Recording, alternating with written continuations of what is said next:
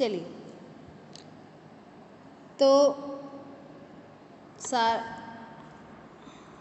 कुल मिलाकर के हमें ये समझ में आता है कि इक्वेशन और इनइक्वलिटी में क्या डिफरेंस है।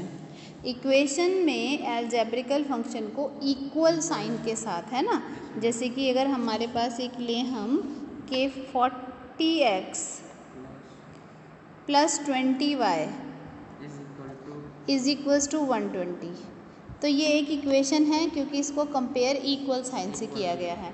लेकिन अगर यहाँ पर इस इक्वल साइन की जगह पर 40x plus 20y is less then 120 या फिर ग्रेटर देन 120 या फिर लेस देन इक्वल्स टू 120 या फिर ग्रेटर देन इक्वल्स टू 120, इस तरह के सिंबल यूज़ किए जाते हैं। ये 4 सिंबल यूज़ किए जाते इक्वल की जगह, तब ये इक्वेशन इनइक्वलिटी कहलाती है। ठीक है, 120 तो ये 120 से छोटा है, तो इस वाले में क्या होगा? इक्वल, देखो अगर लेस देन लिखा है तो इसका मतलब है कि वो मान लीजिए a is less than b, इसका मतलब a हमेशा b से छोटा है। लेकिन अगर लिखा है a is less than equals to b, तो इसका मतलब ये है कि a जो है वो b से छोटा तो है ही, इक्वल भी हो सकता है। क्लियर है, a और b इक्वल भी हो सकते हैं और a जो है वो b से छोटा भी रहेगा, तो इसे हम इनइक्वलिटी कहते हैं। क्लियर हुआ? अब आते हैं हमारे पास इनइक्वलिटी का सॉल्यूशन। अब हमें देखना है क्या वाला, इनइक्वलिटी का solution, solution of inequality.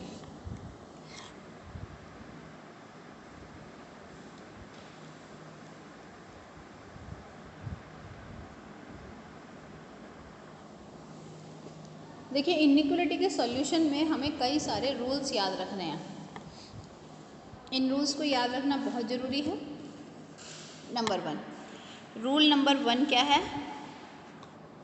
Rule number 1 है कि equal numbers can be added both side of inequality. Equal number can be added both sides of equality. अगर सपोज करिए मेरे पास एक इनइक्वलिटी है a is less than b, तो मैं दोनों तरफ कोई एक इक्वल नंबर ऐड कर सकती हूँ। इधर भी मैंने c ऐड कर दिया, इधर भी c ऐड कर दिया। This is the first rule. ठीक है, दोनों तरफ कोई भी नंबर ऐड किया जा सकता है। इसी तरह से सेकेंड रूल ये कहता है कि हम दोनों तरफ कोई भी नंबर सब्ट्रैक्ट भी कर सकते हैं। तो रूल नंबर 2 कहता है कि अगर हमारे पास a is less than b एक इनइक्वलिटी है, तो हम दोनों साइड कोई नंबर सब्ट्रैक्ट कर सकते हैं, जैसे a minus c is less than b minus c. Clear है? चलिए, इसी तरीके से हम दोनों साइड कोई नंबर मल्टीप्लाई भी कर सकते हैं और दोनों साइड किसी नंबर से डिवाइड भी कर सकते हैं। फॉर एग्ज़ाम्पल, अगर a is less than b inequality है, तो हम चाहें तो इधर m से मल्टीप्लाई और इसमें भी m से मल्टीप्लाई कर सकते हैं, या हम इन्हें डिवाइड भी कर सकते हैं। इधर हमने m से डिवाइड कर दिया और यहाँ पर भी m से डिवाइड कर दिया। अब बात ये आती है कि आखिर हम ये करते ही क्यों हैं? ये ऐड या मल्टीप्लाई या डिवाइड, इसके करने की हमें ज़रूरत पड़ेगी ही क्यों? अब देखिए कैसे समझिएगा इस चीज़ को कि हम जब इनइक्वलिटी सॉल्व करते हैं तो इन रूल्स की हमें ज़रूरत कैसे पड़ती है। सपोज़ करिए मैंने एक इनइक्वलिटी ली 30x इज़ लेस देन 200। ठीक है, I want to know the value of x की वैल्यू होने के लिए ये 30 नहीं होना चाहिए, x के साथ नहीं होना चाहिए।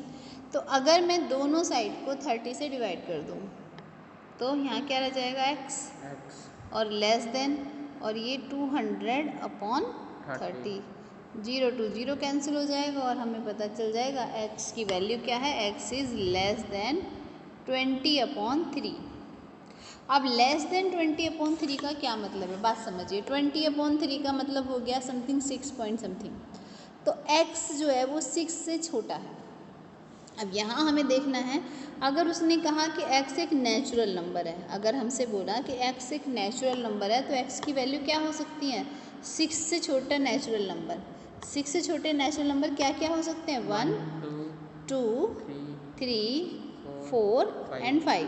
तो x इनमें से कुछ भी हो सकता है। इससे एक बात समझ में आई कि इनइक्वलिटी के बहुत सारे आंसर्स हो सकते हैं, इक्वेशन का एक ही आंसर होता है, लेकिन इनइक्वलिटी के कई सारे पॉसिबल आंसर्स हो सकते हैं। जय हिंद मैम। ठीक है, जय हिंद बेटा। अब देखिए ध्यान से, ये क्लियर हो गया। अगर मान लीजिए हमसे ये कहा जाता है कि x एक इंटीजर है, सपोज करिए हमसे बोला जाता है कि x एक इंटीजर है, तो आप ये सोचो कि 6 से छोटे कितने इंटीजर होते हैं। देखो 6 से छोटे 1 2 3 4 5 ये तो है ही, साथ में 0 भी है, और ऑल द नेगेटिव नंबर्स वो भी तो सारे 6 से छोटे ही हैं। तो जितने भी नेगेटिव नंबर हैं, तो इसको हम किस तरह से शो करते, इसके आंसर को हम इस तरीके से शो कर देते हैं ऐसे। पहले थोड़ा सा एंड सो ऑन का लगा देंगे, फिर पीछे से बहुत सारे नंबर्स हैं, हम उन्हें नहीं लिख सकते सबको। -3 -2 -1 0 1 2 3 4 एंड 5।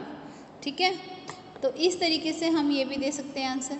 अच्छा बेटा, अब इसी में ये आंसर है हमारा। अगर इसी में ही हमारे पास होता यहाँ पर इक्वल टू भी होता साथ में, x is less than equals to 20/3। Sorry इसमें 6 भी तो इन्वॉल्व करेंगे भैया हम, क्योंकि ये 6 पॉइंट समथिंग है, तो 6 तो आएगा ना इसके अंदर, 6 आएगा। क्लियर है?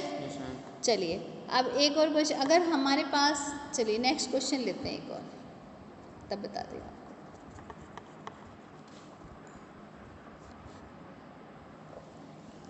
अगर हमारे पास एक क्वेश्चन है 5x - 3 is less than equals to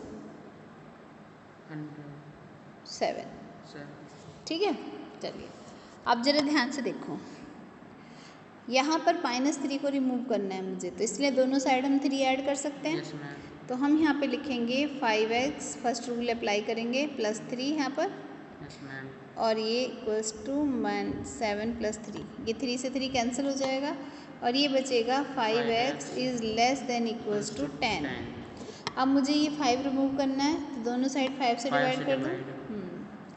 5 से मैंने डिवाइड कर दिया, ये आ गया x is less than equals to 2।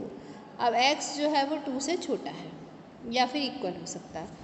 अब हमें ये देखना है कि ये है क्या चीज़, है ना। मान लीजिए उसने कहा कि x इज़ एन इंटीजर है। अब अगर x इंटीजर है तो x नेगेटिव में तो बहुत सारे नंबर हो सकते हैं, तो हम लिख लें ऐसे, पहले सोन लगा देते हैं, फिर -3 -2 -1 फिर 0 फिर 1। अब इक्वल भी है देखो, तो 2 भी ले सकते हैं, है ना, इक्वल टू का साइन भी है। अगर ये इक्वल टू का साइन नहीं होता, यहाँ पर खाली लेस देन होता, तो फिर ये 2 नहीं लेते हम। आ रही बात समझ में? अच्छा, इस आंसर को, आंसर्स जो हमारे निकल के आते हैं x की वैल्यू, उसे ऐसे तो लिख ही सकते हैं, प्लस हम इनको इंटरवल की फॉर्म में भी लिख सकते हैं। अब इंटरवल की फॉर्म में कैसे लिखते हैं उसे देखिए ज़रा ध्यान से। एक बात देखो, अगर हम जानना चाहें कि x की वैल्यू क्या होगी, तो -∞ तक कुछ भी हो सकती है, और इधर हमारी 2 से कम ही कम रहेगी, क्योंकि इक्वल नहीं लगाया हमने। तो इसका मतलब -∞ से हम इंटरवल में कैसे लिखेंगे, -∞ को हमेशा ओपन इंटरवल से शो करते हैं, कॉमा, और 2 भी हमारा इंक्लूड नहीं है, दिख रहा है, क्योंकि यहाँ पर इक्वल नहीं लग रहा, 2 इंक्लूड नहीं है, तो यहाँ भी ओपन इंटरवल। तो ये भी इसका एक आंसर हो जाएगा कि x belongs to this interval. सही है।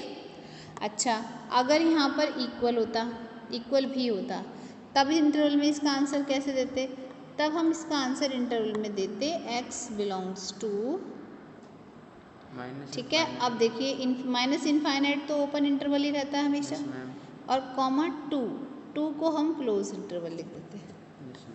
समझ में आ गई? तब आंसर इस तरीके से देते हैं। ठीक है, एक क्वेश्चन और लेते हैं।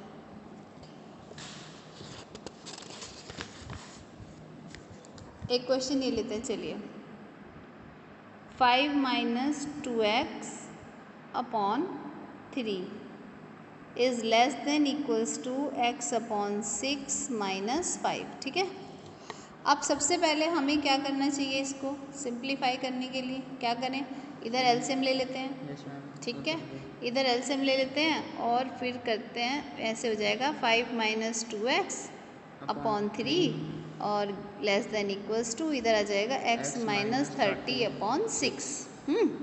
अब हम क्या करते हैं, बोथ साइड 6 से मल्टीप्लाई कर देते हैं ताकि ये वाले 6 3 से रिमूव हो जाए। यहाँ जब 6 से मल्टीप्लाई करेंगे और यहाँ पर भी हम 6 से मल्टीप्लाई करेंगे तो 6 से 6 कैंसिल हो जाएगा, 3 2 जा 6, ये 2 आ जाएगा।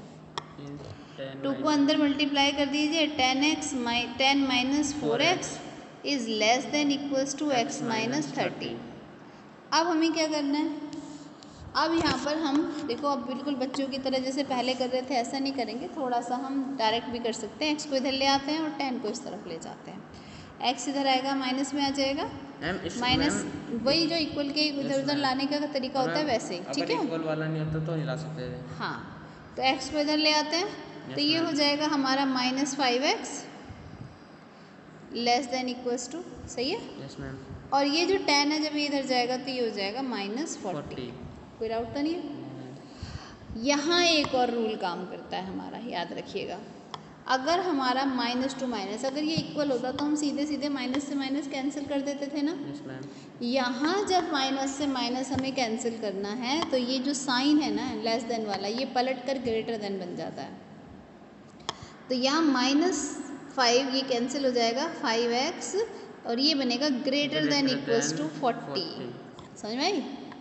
क्लियर है, ये रूल याद रखना है। हाँ, इक्वल तो मैम 5 से उसको नीचे डिवाइड ना काट सकते हैं। हाँ, अब कर सकते हैं, ठीक है। तो 5 से डिवाइड कर देंगे तो x is greater than equals to 8 आ जाएगा। तो x की वैल्यू 8 के इक्वल या 8 से ज़्यादा आएगी। अब इसमें हमें कहा है कि x जो है वो एक इंटीजर है ना। Yes ma'am. अगर हमें इसे इंटरवल में लिखना है तो आप देखो 8 या 8 से ज़्यादा, तो 8 से ज़्यादा कहाँ तक, इनफाइनाइट तक जाएगा। 8 भी इंक्लूड हो रहा है तो 8 में इंटरवल क्लोज रखेंगे ऐसे, कॉमा इनफाइनाइट में ओपन इंटरवल रखते हैं और ये इसका आंसर हो जाएगा। क्लियर हो गया? तो हम लिखेंगे x belongs to this 8 comma infinite. ठीक है, यहाँ तक क्लियर हुआ? Yes ma'am.